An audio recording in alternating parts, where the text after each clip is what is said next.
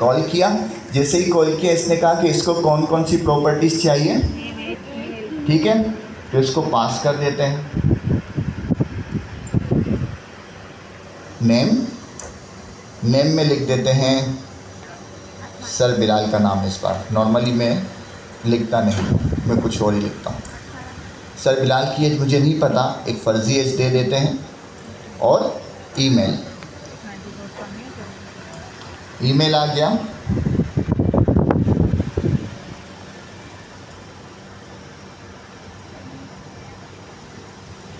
ये मेरा ज़ाती ईमेल है, ठीक है, ऑफिशियली। हमने एक क्लास बनाई यूज़र के नाम से, उसको कुछ इन्फॉर्मेशन शेयर कर दी, और वो क्लास हमने किससे बनाई, पाइडेंटिक से। लेकिन आया ये यूज़र बन गया या नहीं बना, हम इसको ज़रा सा कंफर्म कर देते हैं प्रिंट करवा के। अब प्रिंट करवाने के बाद आज हम एक और चीज़ सीखेंगे छोटी सी नई, कि माय यूज़र की जो फाइल है किस में है, माय यूज़र डेटा में, माय यूज़र, इसको कैसे रन करेंगे, यूवी के ज़रिए। यूवी रन करो माय यूज़र डेटा के अंदर बैकस्लैश, उसके अंदर कौन सी फाइल है, माय यूज़र डेटा में माय यूज़र। अच्छा, ये बैकस्लैश है, फॉरवर्ड स्लैश नहीं है, बैकस्लैश है, ठीक है। एक फॉरवर्ड स्लैश होता है, एक बैकस्लैश। मैंने इसको चलाया और मुझे एक एरर आ गया कि from no module found my data type. अच्छा, ये बड़ा ही पता नहीं एरर क्यों आ रहा है। नॉर्मली मैं यहाँ पे करता हूँ तो ये वही एरर आ गया सर, थर्सडे वाला, कि ये मुझे नहीं पता कि ये क्यों यहाँ पे ये मॉडल पास नहीं कर रहा। और मैं घर पे करता हूँ, ऑफिस में करता हूँ, सब जगह करता है। ये मॉडल यहाँ से इंपोर्ट नहीं हो रहा, क्योंकि हमारा आज काफ़ी टाइम निकल चुका है, तो मैं टाइम ज़ाया नहीं करता। मैं माई टाइप के अंदर से ये वाली टाइप पिक करता हूँ, कॉपी करके इसको मैं ले आता हूँ हमारे यूज़र में, और यहीं पे ये क्लास में पेस्ट कर देता हूँ। मुझे यहाँ पे बेस क्लास चाहिए होगी, फ्रॉम पाइडेंटिक इंपोर्ट बेस मॉडल, ठीक है। अब इसको चलाते हैं, इसको ये क्लास मिल रही होगी, नॉर्मली इसको ये क्लास मिल नहीं रही थी। अब क्या कह रहा है, फाइल गलत चला रहा हूँ, हाँ ये भी है। इसको एक बार कमेंट करके देख लेते हैं।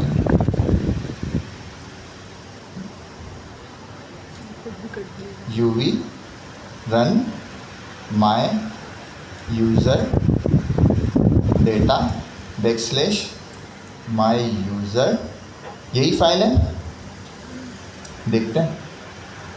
फाइल तो यही है, माय यूज़र डेटा के अंदर माय यूज़र, और यही है। इसको अनकमेंट करते हैं।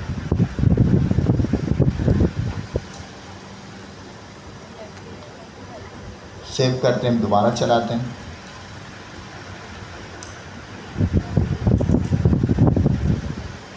सर ज़रा एज 20 और इसकी ईमेल आ गई, ठीक है।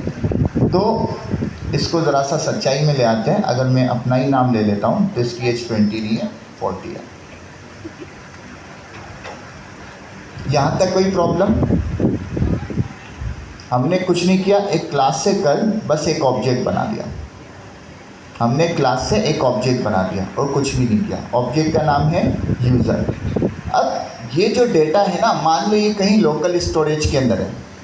ये डेटा मान लो किसी लोकल स्टोरेज के अंदर है, और ये डेटा मुझे पास करना है अपने रनर के अंदर। तो मैं इसका एक पैरामीटर यूज़ करूँगा जो हमने डॉक्यूमेंटेशन में पढ़ा था, कॉन्टेक्स्ट। और कॉन्टेक्स्ट के अंदर मैं इस यूज़र वन को पास कर दूँगा। पास कर दिया। अब यहाँ पे मुझे इसे इंपोर्ट भी करना है, from my user data dot my user, और इंपोर्ट करो किसे, यूज़र को। यहाँ तक कोई प्रॉब्लम? अब रनर लेवल के ऊपर मैंने इसको पास कर दिया। अब ये इस रनर के अंदर जितने भी एजेंट हैं, जितने भी टूल है, जितने भी हैंड्स ऑफ हैं, जितने भी उसके अंदर फंक्शन है, उसके अंदर इसको हम एक्सेस कर सकते हैं। इस पूरे डेटा को भी एक्सेस कर सकते हैं, इसमें से कुछ प्रॉपर्टीज़ को भी एक्सेस कर सकते हैं। तो इसको एक्सेस करने के लिए हम एक छोटा सा टूल बनाते हैं और टूल बनाकर उस टूल के अंदर पहला एक्सपेरिमेंट करेंगे कि क्या ये जो यूज़र का डेटा है हम टूल के अंदर एक्सेस कर सकते हैं। तो हम उसको एक्सेस वहाँ पे करके देखते हैं कि आया ये टूल के अंदर एक्सेस हो रहा है या नहीं हो रहा। तो मैं माय जर्नल एजेंट के अंदर आ जाता हूँ और यहाँ पे एक टूल बना देते हैं समझने के लिए, क्योंकि टाइम कम है, मैं भी स्ट्रक्चर को शायद फॉलो नहीं कर रहा।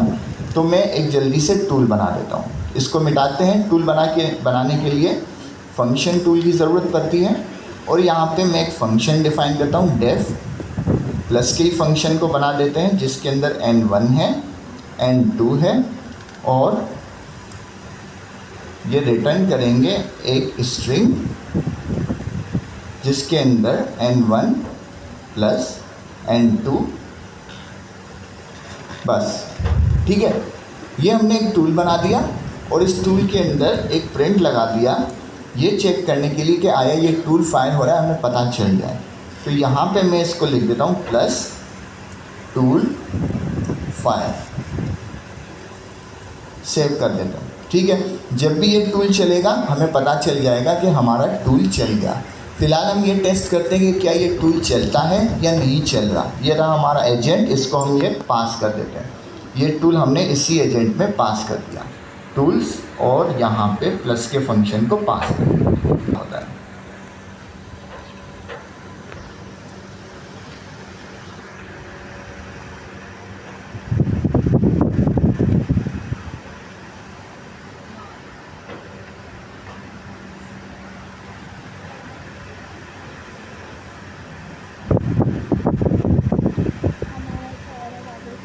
सॉरी,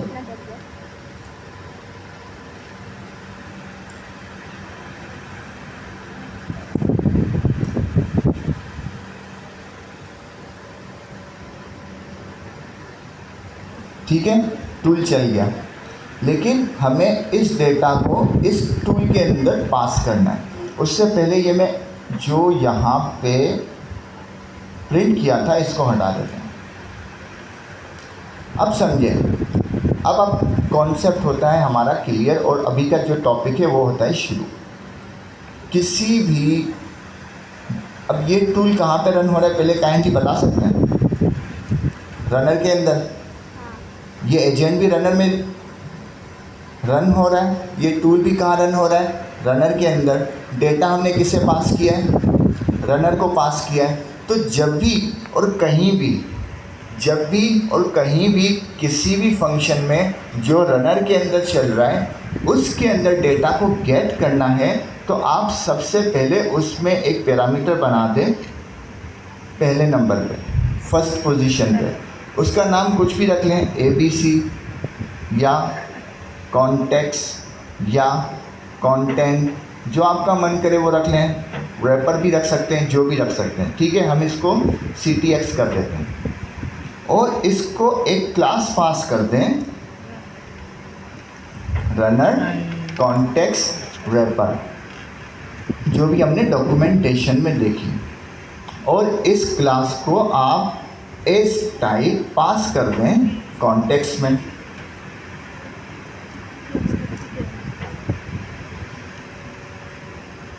कोई प्रॉब्लम?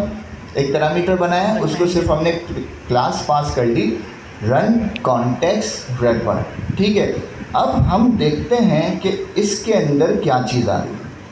CTX में हमें क्या चीज़ पास हो रही है। मैंने सेव किया, सिर्फ टूल के अंदर CTX को कंसोल कर रहे हैं, प्रिंट करवाने के। हमें सिर्फ ये टास्क ये देखना है कि CTX के अंदर क्या चीज़ मुझे रिसीव हो रही है। ठीक है, सेव करते हैं और चलाते हैं।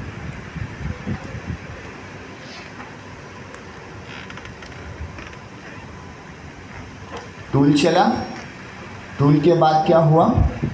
टूल के अंदर कुछ कॉन्टेक्स्ट आया है। ठीक है, उस कॉन्टेक्स्ट के अंदर एक प्रॉपर्टी है कॉन्टेक्स्ट की। उस कॉन्टेक्स्ट के अंदर हमारी जो क्लास है पाइडेंटिक की वो है और हमारा सारा डेटा है। तो अगर मैं यहाँ पे ctx डॉट कॉन्टेक्स्ट लिखता हूँ तो मुझे अब अपना पूरा ऑब्जेक्ट मिल जाना चाहिए। तो मैं दोबारा से चलाता हूँ। अब देखते हैं क्या होता है। टूल चला, टूल के अंदर मुझे मेरा ऑब्जेक्ट मिल गया। अब मुझे अपनी सिर्फ ईमेल को गेट करना है तो मैं क्या करूँगा, कॉन्टेक्स्ट डॉट ईमेल। अब तक टूल चलेगा, टूल के अंदर हमारा जो कॉन्टेक्स्ट है उसके अंदर से सिर्फ ईमेल जो है वो हमें रिसीव हो जाएगी। तो हमें इससे क्या समझ में आया कि किसी भी फंक्शन में जो कि रनर के अंदर चल रहा है उसके जो फर्स्ट पैरामीटर के अंदर आपको यहाँ पे कोई भी एक वेरिएबल बनाएंगे, उस वेरिएबल को ये क्लास पास करेंगे, उसके अंदर वो डेटा मिल जाएगा जो कि हमने यहाँ पे रनर के अंदर पास किया है। यहाँ पे यूज़र1 है। अगर मैं इसको यहाँ पे यूज़र1 की जगह सिर्फ लिखता हूँ बिलाल, अब मैंने डेटा ही हटा दिया, अब मैंने डेटा हटा दिया, मैं सेव करता हूँ। तो अब देखते हैं हमें क्या मिलता है। मैं इसको भी सिर्फ कॉन्टेक्स्ट तक रहने देता हूँ, ईमेल हटाता हूँ। तो अब देखते हैं कॉन्टेक्स्ट के अंदर हमको क्या मिलता है। मैं दोबारा चलाता हूँ, क्लियर करते हैं।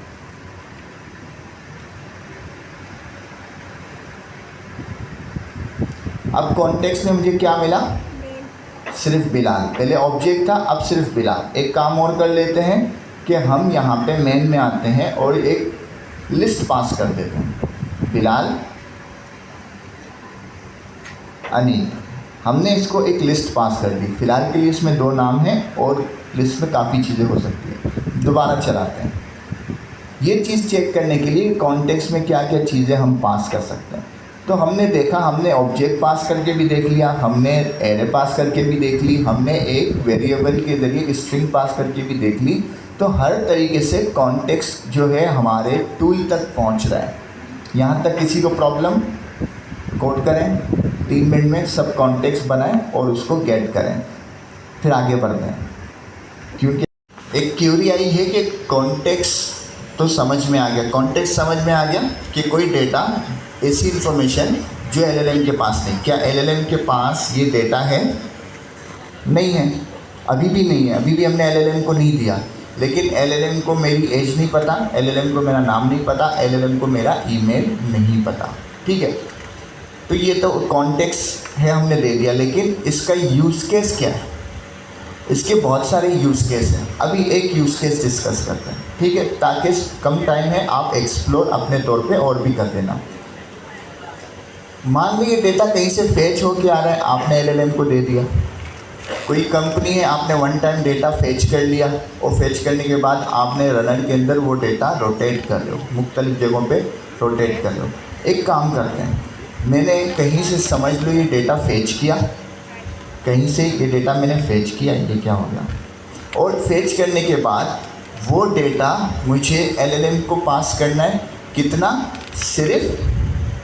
सिर्फ उतना जितना मैं चाहता हूँ, पूरा नहीं। हम यहाँ पे आते हैं अपने एजेंट के पास। एजेंट के पास आने के बाद यहाँ पे मैं एक टूल बनाता हूँ।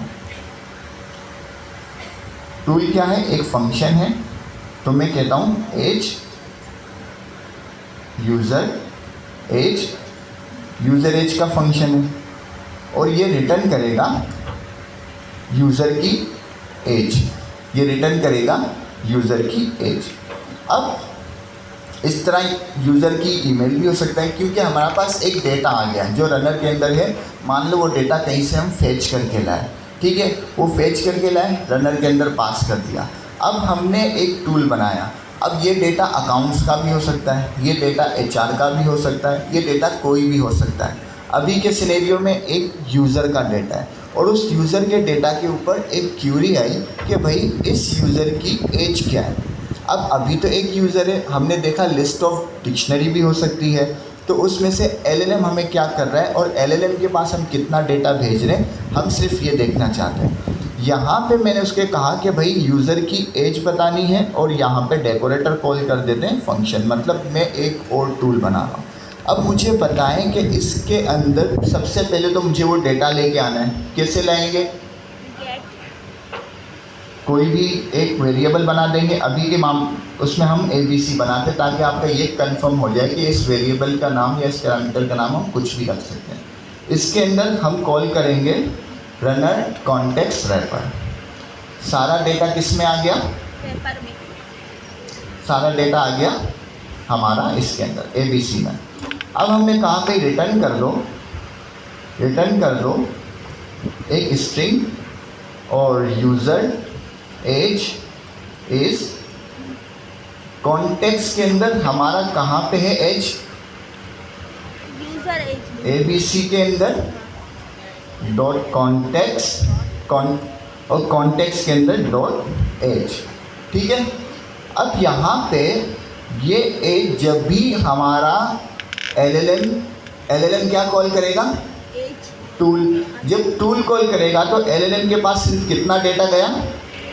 सिर्फ एज गई, ना ईमेल गया ना नेम गया। ठीक है। सेव करते हैं और देखते हैं क्या होता है। यहाँ पे मैं आता हूँ और चलाते हैं। हो सकता है कॉल ना भी करे क्योंकि हमने उसको पूरी डॉक्यूमेंटेशन नहीं दी और इसके साथ हमने ये यूज़र एज का टूल इसको पास भी नहीं किया। सेव करते हैं और चलाते हैं। जो यूज़र की एज है हमें सिर्फ वो पता करनी, डॉक्यूमेंटेशन अभी इसकी मैंने नहीं बनाई। अब यहाँ पे हम अपना प्रॉम्प्ट को भी चेंज कर लेते हैं।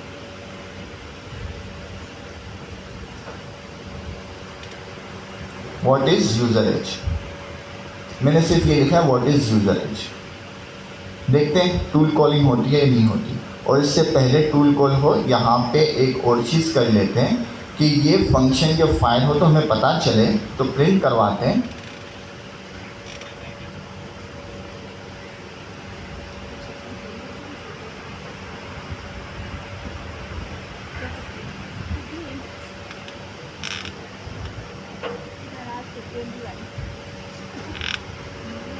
ठीक है।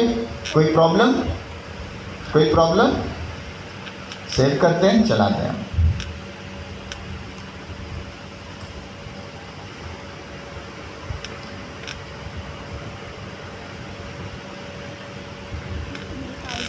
LLM के पास कितना डेटा गया? इसके अलावा कुछ गया? तो देखा किस तरह से हमने कॉन्टेक्स्ट को मैनेज किया। लोकल लेवल पे तो वो सारा डेटा है, यहाँ तक तो वो सारा डेटा इसके पास है, लेकिन LLM को जो हम डेटा भेज रहे हैं वो सिर्फ कितना भेज रहे हैं? एज का भेज रहे हैं। अब इसके अंदर एक छोटी सी चीज़ और, मैं यहाँ पे लगाता हूँ ब्रैकेट। इसको कहते हैं जेनेरिक्स। जेनेरिक्स यूज़ होते हैं रन टाइम के ऊपर। किसी को भी हम ये बताते हैं कि इसके अंदर किस टाइप का डेटा आ रहा है। तो यहाँ पे किस टाइप का डेटा आ रहा है वो स्कीमा इसको पास कर देना है। कौन सा? ये रहा हमारा स्कीमा, माय यूज़र डेटा। ना भी करें तब भी ठीक है, करें तो अच्छी प्रैक्टिस है। इसका क्या असर होता है वो बता देता हूँ। ये कहाँ पे है? माय यूज़र है। माय यूज़र डेटा के अंदर माय यूज़र। तो यहाँ पे हम आते हैं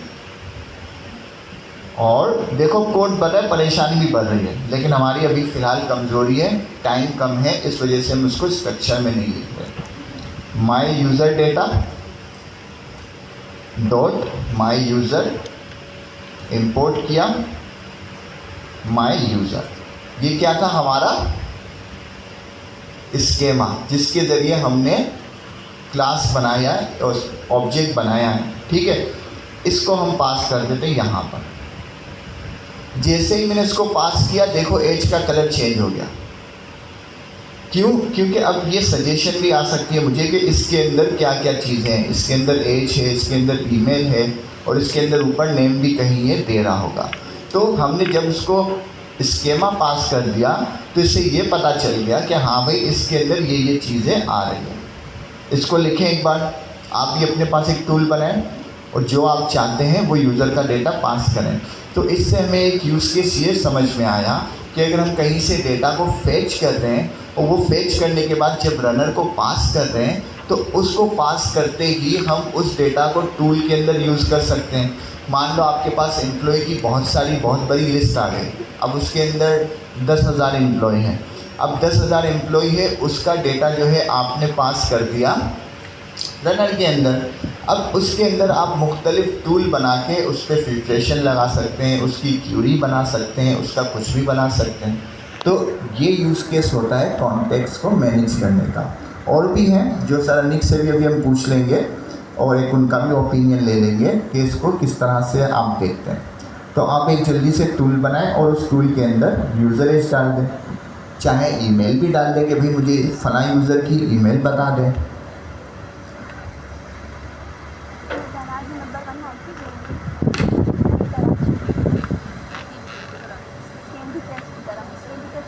पास हो रहा है टूल से, कितना डेटा पास हो रहा है? पूरा ऑब्जेक्ट पास हो रहा है या सिर्फ एज? सिर्फ एज, ठीक है। हम सिस्टम लेवल के ऊपर सिस्टम मैसेज जिसको कहते हैं वो भी हम देखते हैं इनपुट के ज़रिए, वो तो आपको मालूम है इनपुट के ज़रिए। और उसके अंदर कुछ और एक्स्ट्रा फंक्शन होते हैं। जब अभी हम हैंड्स ऑफ का ऑब्जेक्ट पढ़ेंगे तो उसके अंदर भी कुछ डेटा हम रोटेशन कर सकते हैं और एलएलएम को वो हम डेटा पास कर सकते हैं। अच्छा, लोकल लेवल समझ में आ गया कॉन्टेक्स्ट का। लोकल लेवल मतलब रनर लेवल के ऊपर हमने डेटा पास कर दिया। अब हम एजेंट लेवल के ऊपर कॉन्टेक्स्ट देखते हैं कि एजेंट लेवल के ऊपर हम जब कॉन्टेक्स्ट पास करते हैं तो किस तरह से करते हैं और उसको किस तरह से कर मैनेज करते हैं। तो एजेंट लेवल के ऊपर जब भी हम कॉन्टेक्स्ट पास करते हैं, अगर मैं यहाँ पे आ जाऊँ डायनामिक इंस्ट्रक्शन, मैं एजेंट के अंदर गया, इसके अंदर में आ गया डायनामिक इंस्ट्रक्शन।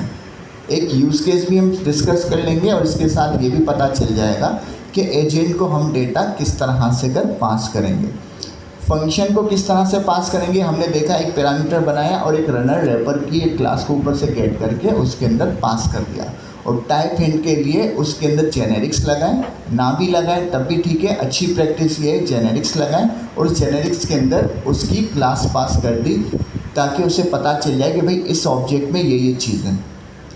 एजेंट लेवल के ऊपर वो कह रहा है कि आपका जो स्कीमा है वो एजेंट को इस तरह से पास कर दो। तुमने कहा ठीक है, हमारा स्कीमा कौन सा है? ये है हमारा स्कीमा, हमारा स्कीमा यही है। तो ये स्कीमा हम एजेंट को पास कर देते हैं कि भाई आपके पास जो ऑब्जेक्ट आएगा वो इस तरह से कुछ होगा, user data, my user data. ये हमने पास कर दिया किसको? एजेंट को। एजेंट के पास अभी भी सारा डेटा नहीं आया, लेकिन मैंने आपको कहा एजेंट कहाँ पे चलता है? रनर के अंदर। रनर के अंदर वो सारा डेटा सेफ है। हम एक फंक्शन बनाते हैं इंस्ट्रक्शन को डायनामिक करने के लिए ताकि हमें ये कंफर्म हो जाए, हम ये समझ सकें कि इसका यूज़ केस, एक और यूज़ केस क्या है। हमने यहाँ पे बनाया एक फंक्शन डेफ डायनामिक इंस्ट्रक्शन।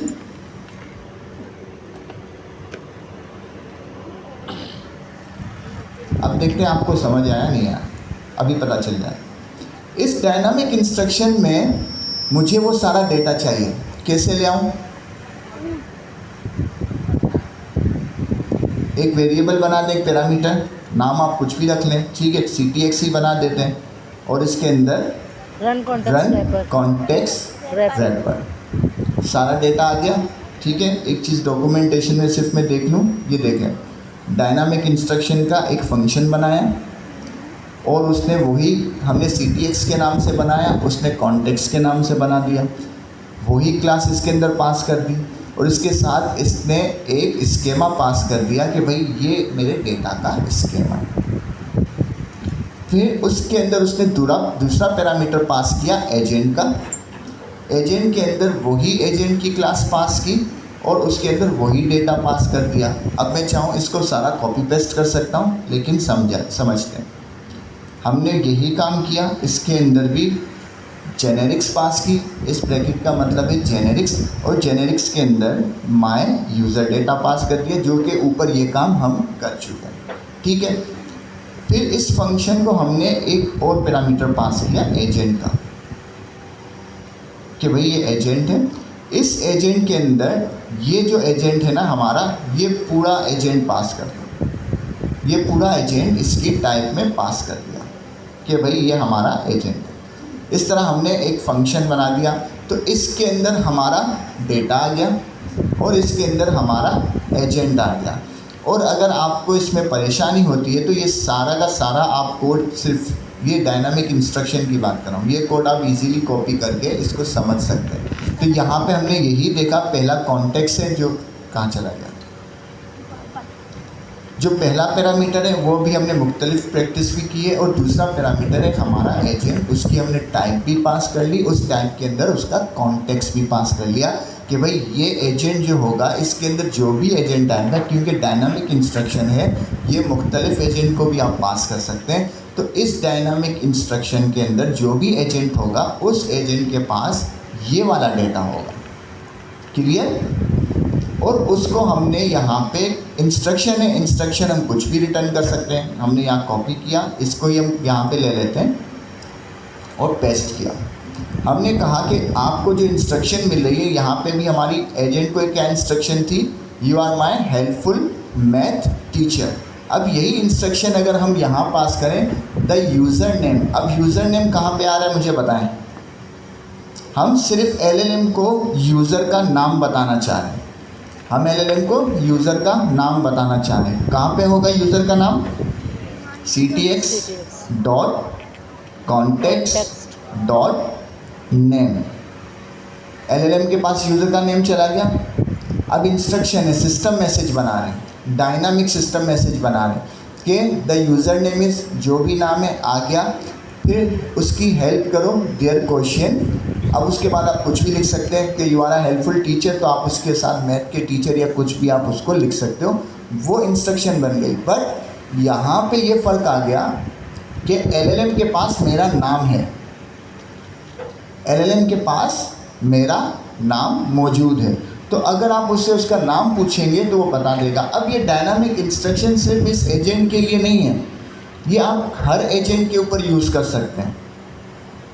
अगर स्ट्रक्चर वे में देखें तो इसकी हमने एक अलग फाइल बनाई, डायनामिक इंस्ट्रक्शन, मुख्तलिफ तरह की इंस्ट्रक्शन बना दी, जिस एजेंट की जो इंस्ट्रक्शन है डायनामिकली उसको दे दी, और जितना डेटा उसको उसे पास करना है वही डेटा उसके पास जा रहा है। किसके पास, LLM के पास। पहले हमने लोकल लेवल देखा, अब हम एजेंट लेवल देख रहे हैं। तो एजेंट के अंदर हमने यहाँ पे बता दिया ये वाला आपके पास ऑब्जेक्ट आएगा, और जब ये ऑब्जेक्ट आएगा तो डायनामिक इंस्ट्रक्शन बनाया एक फ़ंक्शन, और इस फंक्शन को हमने कहा कि भाई ये जो है डायनामिक इंस्ट्रक्शन आप ले लें, आप अपनी इंस्ट्रक्शन हटा दें। तो जब ये फंक्शन चलेगा, जब ये फंक्शन चलेगा तो क्या रिटर्न करेगा, एक स्ट्रिंग,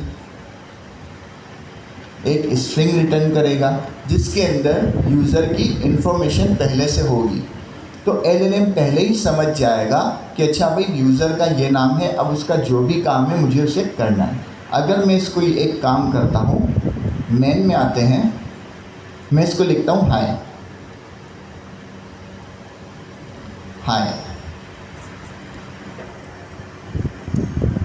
देखते हैं क्या आंसर करता है। हमने उसे डायनामिक इंस्ट्रक्शन दिया, उसने क्या लिखा, हेलो सर बिलाल। उससे कैसे पता मैं बिलाल हूँ, अब अभी के सिनेरियो में बिलाल है, ठीक है। हम एक काम करते हैं, यूज़र के पास जाते हैं, मैंने लॉग आउट कर दिया, मैंने लॉग आउट कर दिया, सर अन्नी का है, उन्होंने लॉगिन किया, उन्होंने लॉगिन किया, बाकी चीज़ें डेटा वेटा चेंज हो गया, समझ लें।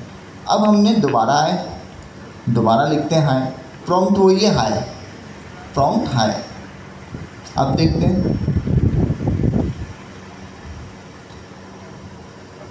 अब उसने क्या किया, hello Sarani. Function one time बना दिया, वही इंस्ट्रक्शन हमने उसे दे दी। अब यहाँ पे हमने उसको बता दिया, ये इंस्ट्रक्शन मैंने नॉर्मली कॉपी पेस्ट किए। ये हेल्प से आप उसको कुछ भी लिख सकते हो कि वही इंस्ट्रक्शन लिख ले, यू आर हेल्पफुल